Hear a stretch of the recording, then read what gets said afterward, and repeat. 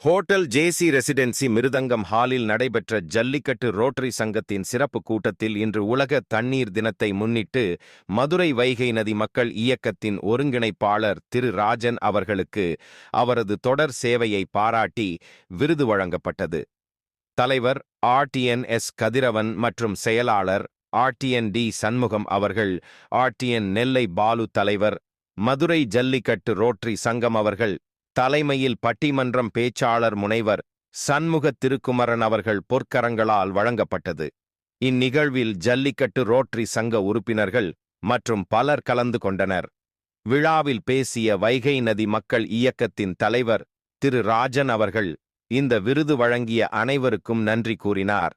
மேலும் தொடர்ந்து வைகைக்காக உழைப்பதாகவும் இந்த விருது தனக்கு ஊக்கமளிப்பதாகவும், மேலும் அவரோடு தோள் கொடுத்து உழைக்கும் வைகை நதி மக்கள் இயக்கம் நிர்வாகிகள், பொதுமக்கள், சமூக ஆர்வலர் அனைவருக்கும் இந்த நேரத்தில் நன்றி தெரிவிப்பதாகவும் கூறினார்.